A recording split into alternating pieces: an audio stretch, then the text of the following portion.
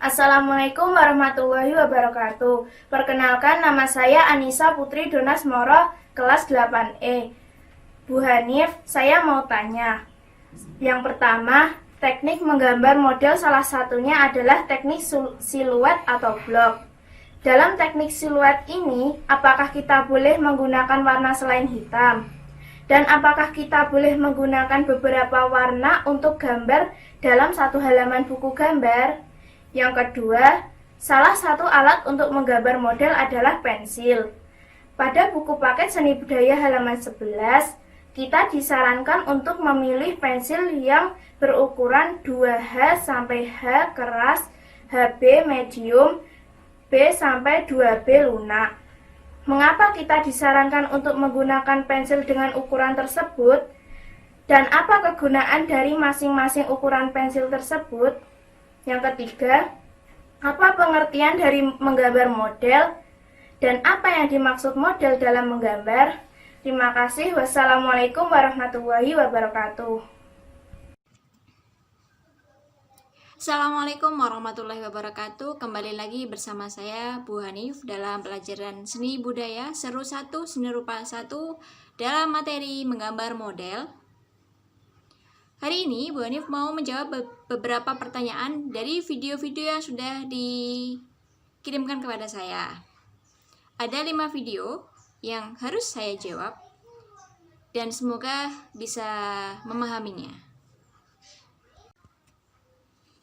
Nah, pertanyaannya yang pertama adalah mengenai teknik siluet, apakah harus hitam? Ya, itu soalnya. Sebelum kita mengetahui jawabannya, alangkah baiknya kita mengetahui sejarah singkat dari siluet ini dulu, ya. Siluet berasal dari bahasa Perancis. Nah, siluet ini tergolong epinom atau berasal dari nama seorang manusia, ya. Atau berasal dari nama seseorang. Kata siluet berasal dari namanya Etienne de Silhouette. Nah, dia seorang menteri keuangan negara Prancis pada tahun 1750-an.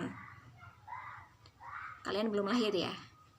Nah, di situ dia suka dengan pembuatan gambar profil orang tampak samping berwarna hitam. Perlu digarisbawahi, berwarna hitam. Yang saat itu sedang marak-maraknya digemari oleh kalangan bangsawan. Ya. Nah, di situ dia termasuk juga salah satu pembesar yang mengemari kesenian tersebut. Dia paling mengemari dengan kesenian yang berwarna hitam. Nah, sebagai menteri keuangan, si Ephinem itu dipandang tidak becus mengurusi perekonomian, sehingga negaranya mengalami krisis dan masyarakatnya menjadi menderita. Oleh karena itu, masyarakat akhirnya bersatu untuk mendemo si Silhouette ini dengan cara membawa potongan gambar profil ini dan meneriakkan siluet gitu. Untuk bermaksudnya atau adalah ingin menurunkan siluet dari Menteri Keuangan tersebut. Dan saat itu mereka kompak menggunakan baju warna hitam. Nah, sejak saat itu nama siluet menjadi sebuah nama yang digunakan untuk kesenian yang berwarna hitam. Sudah bisa dipahami untuk sejarah siluet? Semoga bisa dipahami ya. Oke, lanjut. Siluet adalah gambar manusia, binatang, atau benda dalam bentuk padat. Biasanya hanya terdiri dari satu warna saja, yaitu hitam. Nah, atau dengan bahasa lainnya, perbedaan signifikan antara pantulan cahaya objek utama di bagian depan dengan latar belakangnya. Jadi, benda yang menjadi siluet itu belakangnya harus dengan banyak cahaya. Biasanya cahayanya bisa berwarna biru, bisa berwarna jingga, atau bisa berwarna jingga kebiruan, gitu ya. Terus, siluet juga bisa dihasilkan dengan menghalangi pantulan cahaya objek utama secara selektif. Jadi, hanya memilih objek-objek yang akan dijadikan menjadi siluet. Memang, untuk siluetnya ini di dalam menggambar itu lebih disarankan menggunakan warna hitam, Dek. Lebih disarankan menggunakan warna hitam. Berbeda lagi halnya jika adik itu melukis. Kalau melukis lebih ekspresif, lebih bebas. Tapi kalau menggambar, kita harus menggambar sesuai dengan objek yang kita lihat. Gitu ya. Kita lihat untuk contoh siluetnya, itu ada seorang perempuan dengan membawa bunga. Latar belakangnya ada ungu, ada jingga ya, arahnya ke jingga, atau bisa juga dengan seorang ibu sama anak berada di sebuah ruangan, di mana semuanya hampir rata-rata ada warnanya gelap. Hanya saja di bagian jendela hanya warna cerah untuk menonjolkan gambar ibu dan anaknya itu.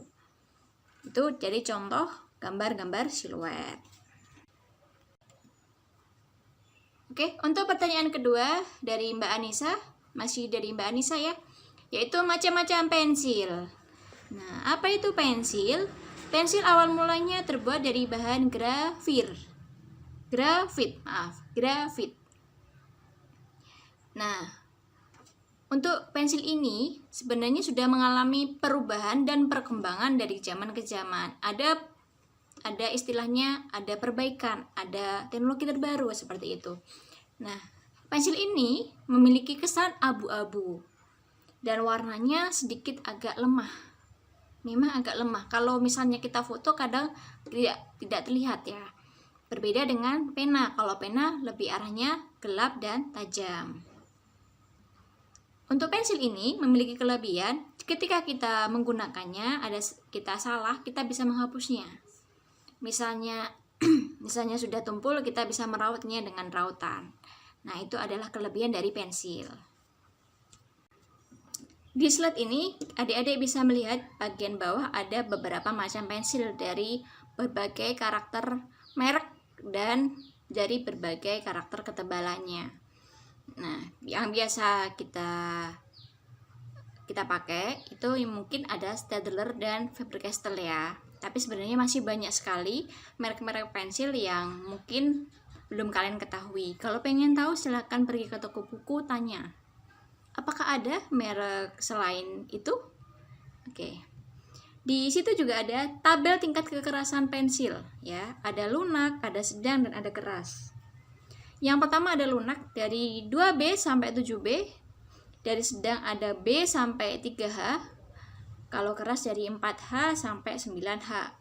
Nah, untuk mengingatnya, kalian cukup mengingat untuk yang lunak sama yang keras saja. Kalau lunak biasanya menggunakan yang B, ya B. Tapi kalau yang keras biasanya menggunakan yang H. Kalau menggunakan B, itu biasanya sifatnya lebih lembut. Tapi kalau menggunakan H, biasanya agak keras. Jenis-jenis pensil itu ada goresannya, contoh goresannya, dan ada kegunaannya. Untuk H sampai 2B membuat perencanaan dan sketsa, biasanya akan tipis, mudah dihapus. Untuk 3B sampai 5B membuat outline atau garis tepi dan arsir. 6B sampai 8B untuk keperluan tertentu seperti menggambar karakter, kaca, dan karakter air, dan lain sebagainya. Bisa diamati dari 3 gambar mata ya. Dari 2B, 4B sama 6B. Adik-adik bisa mengamati mana yang tipis, mana yang tebal. Jadi kita bisa mengamatinya langsung. Oh, kalau kita dengan kekuatan ketebalan, oh hasilnya seperti ini. Kalau misalnya lebih tebal, hasilnya lebih maksimal. Untuk pertanyaan ketiga, menggambar model dan model dalam menggambar apakah sama? Nah, sebelumnya kita lihat di slide berikutnya seorang perupa yang sedang menggambar. Dia sedang menggambar gear dan menggambar baut ya. Nah, selanjutnya konteksnya itu yang berbeda ya. Untuk menggambar model, seorang seniman yang sedang menggambar objek benda secara langsung. Objeknya bisa berupa manusia, hewan, tumbuhan, dan alam benda. Sedangkan model dalam menggambar yang dimaksud adalah objeknya. Sudah bisa dipahami? Di slide berikutnya kita melihat seorang manusia sedang menggambar manusia. Seorang perupa sedang menggambar manusia. Nah, kalau di gambar ini ada seorang pelukis atau perupa yang sedang menggambar dirinya sendiri. Apakah bisa? Bisa. Misalnya, untuk lebih mudahnya bisa menggunakan foto. Untuk tahap pemula bisa menggunakan foto dulu, misalnya kalau dengan model langsung agak kesulitan. Nah, menggambarnya harus sesuai aslinya ya, bukan khayalan. Misalnya seperti manga, gambarnya matanya besar atau hidungnya hanya berupa garis.